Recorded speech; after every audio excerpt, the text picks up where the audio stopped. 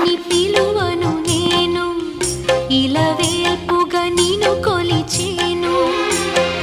ఏమని పిలువను నేను ఇలవేల్పుగా నిన్ను కొలిచేను ఏనాటిదో ఈ పుణ్యము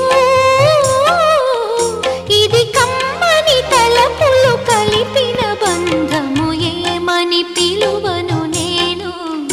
ఇలవేల్పుగా నిన్ను కొలిచేను